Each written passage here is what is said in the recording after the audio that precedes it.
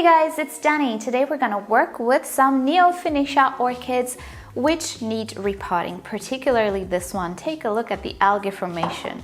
Now, recently I got some mini Phalaenopsis orchids which came into this really wonderful decorative pot, but being that I will repot them in a bigger pot than they're already in, it will not fit into this anymore. So I thought to myself, doesn't this actually look like a great pot for Neofinetia Kokedamas?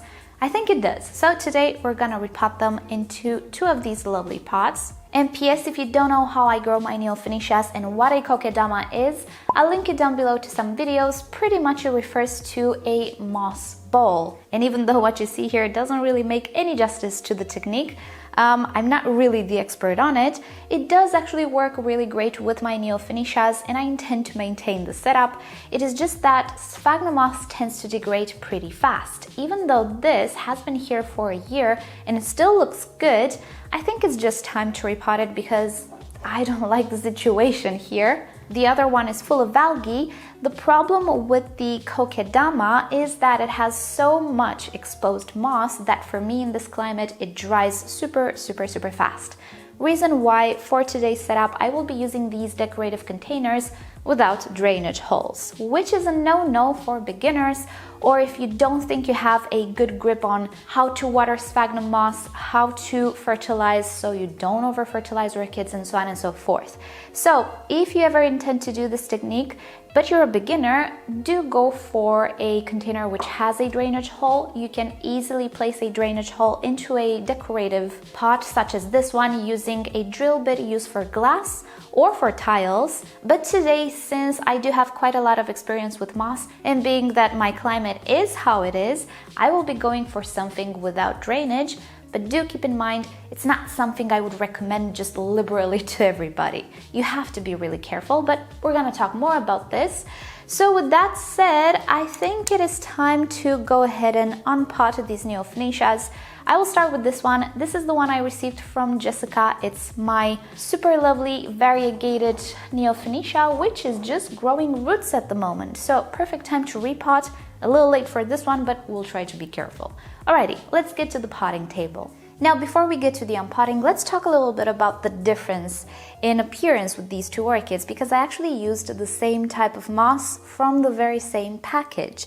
Well, this is my old Neofinetia, which was in very good condition. She had a good root system. We have a lot of fans developing here and leaves are being grown actively. You can also see the quantity of sap on this orchid. She's actually very active. Now, this orchid, even Jessica told me it had some issues. It didn't have a very big root system. We're gonna take a look to see what happened to it if we still have roots inside the medium. Also, the orchid is much smaller. We have fewer crowns, let's say. These are actually keikis. A little side note, the Neofinetias are now called Vandas. They have been reclassified. I continue to call them Neos because they do take very different care and culture than what you would think of when you say Vanda. But just so you know, they are monopodial orchids actually. So Neofinetias produce a lot of keikis, but they are all still connected to the mother plant. So in our case here, we didn't have a good root system. We don't actually have a very big orchid. And this orchid was also a bit stressed. It was winter, it didn't grow pretty much at all ever since I received it. So even though I fertilized a lot more lighter, you can see the algae did take advantage of the nutrient, outcompeted the Neofinetia, hence this moss looks like you see it here. Now this orchid has started to actively grow, so things will get better. I will not fertilize it until I will see quite a few roots going down inside the medium, but there we have it. Sometimes you cannot really fertilize two orchids in the same genus in the same way. Alrighty, so like with any unpotting, I will just squeeze a little bit the pot and try to grab this orchid from somewhere near the base, making sure that I don't damage the roots, and I will pull up. And we actually don't really have a good root system here. I think the other Neo will have a better root system, but we do have roots. So that is definitely a good sign. And here we have it. It was really just that simple. I will cut away this root This one is still alive, so I only need to cut away this root which died. I will also link you down below to a video made by Orchid Web. They actually repot their neos every year, and when they repot, those orchids do seem to have quite a lot of dead roots, but they say in the video that each spring they actually start to create a lot of new roots. So even if you damage the roots once a year with these orchids, apparently it should be okay. And as a general idea, this moss actually looks very good. It doesn't look all that broken down. I will obviously change it just to refresh the medium, but there we have it. This moss from Best Grow is actually very good quality. It really doesn't degrade all that fast, but if it starts to get algae on the top, it will degrade faster. Okay, so I washed my decorative container. You can absolutely use decorative pots with other orchids. You just need to wash them in between orchids. I use a bathroom cleaner for all of my pots and everything. It is actually a stronger solution, and I didn't actually have any problems yet. I don't suspect I will. I will be using only sphagnum moss, no other materials, and I pre-moistened it. It's really hard to work with dry moss, so I think we're all set. Before I start, if you look at the videos in the description, you will find some various techniques of actually creating the moss ball. The one that I tried in the past was the bottle technique. What this allows for is a aeration hole in the center, let's say, of the medium. I will not do that because, again, in my climate, things just dry out super fast, even a moss ball, so I will not do that technique. I'm just going to try to shape it. And with the reminder that I'm not an expert, let's just see what we can produce. So first of all, I will be placing a little bit of moss on the bottom. I will not compact it. I still want it to be fluffy. And then I will actually start putting moss inside the root ball. Because once I put this orchid inside this container, it will be very hard to get the moss in between the roots.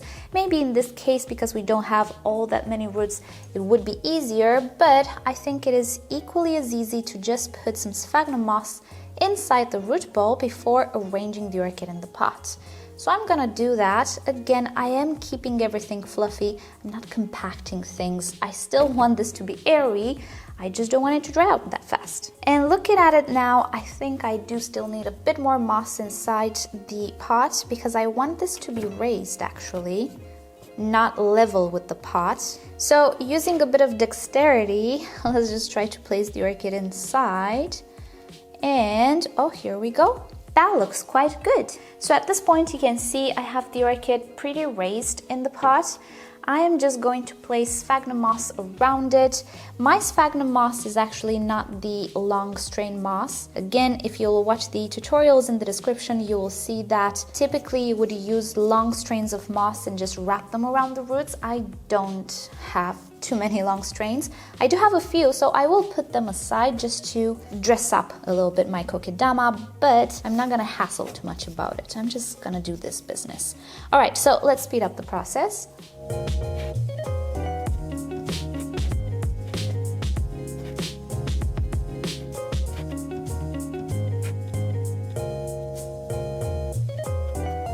All right, I think we're pretty much done here. This is how it looks like. At this point, if you would make a truly artistic Kokedama, you would go ahead with the little scissors and cut away all of these moss strains and make it beautiful, but I'm not an artist. And let's just call this Kokedama inspired setup. It's not getting very close to what it should look like, but for me, it's pretty okay. So before we move on to the other Neofinetia, a few words on care, because I bet you have quite a few questions at this point. How will we water this orchid? Well, pretty easy. I am going to be watering it on the shelf with my little pump sprayer. If you don't know what I'm talking about, I'll link you down below to my watering technique. Being that I have been using it for a lot of time with my self-watering pots, which again, don't drain, or actually they drain into a reservoir, I kind of know how much water to put. It comes with experience, knowing your environment and your orchids. So I think you can see that the lack of a drainage hole can pose some difficulties for beginners, but with experience, you can definitely work with with no drainage pots. Also, you might be wondering, how will we actually flush these pots? Well, the answer is we won't. I've actually never flushed my other Neofinetia. Not that I needed it, because at this point I kind of learned my orchid and how much fertilizer I should use on it, how much water and so on. But this one, it was a little bit of a struggle because she was just not in tip-top condition, but now things will be a little better. But yeah, with something like this, I do not actually intend to flush. And if you know my technique of flushing, you know that I don't just drain water through the pot, I actually soak the pot just to let those salts dissolve in water. I think it's a better technique, but hey, that's just my way of doing things. With these pots, you can actually flush if you want to. You can saturate them and then just tilt them and drain the water, because this orchid is not going anywhere. It's not falling out of the pot. I don't think I will be flushing. I don't think I need it. I will be changing the moss next year. The other Neofinetia was potted last year around this time, I think. So definitely I know that the moss can last me a year at least. And in 1 year, nothing actually bad happened without flushing. But again, a drainage hole can let you flush this pot if you so desire, if you need to flush. But I believe I can actually do without it. And lastly, how much will I fertilize? Well, that will depend on what I see. I do get a lot of questions regarding fertilizer, how much I use, the parts per million, and well, if you know me, you know that I don't work with a lot of numbers. I do check up the content of salts in my water, but the thing is, I have so many orchids in so many different stages of growth or health that it's not the same for everybody. For example, with this one, I might start off by 100 parts per million, once every 2 weeks, once every month for now, until I see these roots going down inside the medium. I will see how the leaves start to grow. If they start to grow more rapid, I could increase the fertilizer. If I see algae form super fast on the top, I will halt the fertilizer, because the thing is, when you add water to this, you will actually dissolve some fertilizer which might have deposited, and the orchid will utilize that fertilizer. So I cannot tell you how much I will fertilize this orchid right now, because I need her to tell me first what's going on. Are you growing? Are you absorbing fertilizer? Are you gonna let those pesky algae take everything or not? You know, we need to have a conversation first. So I think with this one, we're pretty much done here.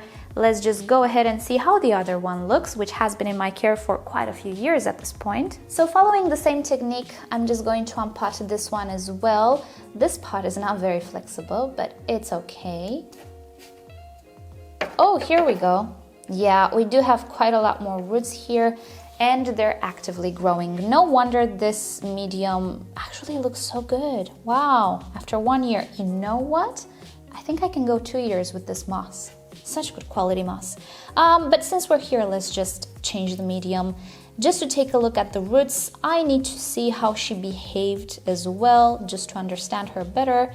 And having this experience, I think in the future I can actually repot this orchid every 2 years, not every year.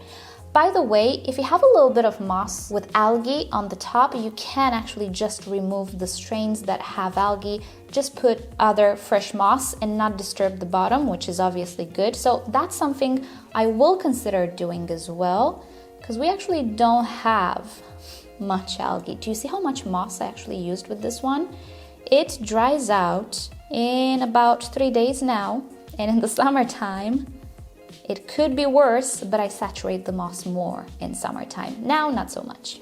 And here's my little orchid. I don't really have much to cut away, but let's just clean up the root system a little bit wherever we see anything dead. And I think that's about it. We actually have a pretty good root system on this orchid. So I will go ahead and pot it up in the same way as the other one. One thing to note is that I will leave out these aerial roots. I don't want to pot them up. I have a lot of roots inside the medium and possibly other root tips on the way. These ones have already adapted to the air. I don't want to risk rotting them, so I will leave them out. Alrighty, so I'll come back when I'm done.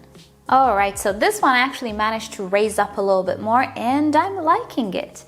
So one thing that I forgot to mention with these, when you're gonna water the moss when it's gonna be completely dry, I don't keep these orchids constantly moist, you will notice that the water will just flow from the moss. And this is because when it dries out, moss can be slightly hygrophobic. But once you get it wet, it will start to absorb water once again. It's not a very severe reaction, but just keep that in mind. Case in which drainage holes can be of great use because you can actually sit the plant in a dish of water, and that's how you would water it. Moss will just soak up the water to the top. It can actually do that. I will not do that. I left a little bit of a hole here where I can get the moss wet and then get it in the pot, and pretty much I should be safe. If I discover that it doesn't really work and I prefer to just soak the pot through the drainage, I will just drill a drainage hole here. No need to get the orchid out of the pot, I think. So we'll see what happens, but keep that in mind. When it's dry, moss will repel the water initially, but it will start soaking it pretty fast. As far as display goes, Kokedama style or Kokedama inspired setups are very much to my liking because in the Japanese culture, this orchid is actually prized for its appearance, not its flowers. The roots, the leaves, they all are very treasured. Hence the display with the raised bed of moss there where you can easily see the roots growing. Root tips are really important. There are many varieties with different colored root tips. Some are really striking pink. I'm hoping this one, being variegated, will create some pink roots, just like my Phalaenopsis. And this display actually lets me see the roots properly. And as a final note, I did try these orchids in semi-hydro, leca, clay materials in general, and I wasn't very happy with them, I have to say. I am much more happy with this setup. And with that said, I think it's time to end. Thank you guys so much for watching. And you know the drill, like or dislike this video below, subscribe to my channel for more orchid videos, and turn on your notifications. And if you really enjoyed this video, consider supporting the channel by checking out the merch store down below in the description. And with that said, I'll see you guys next time. Bye!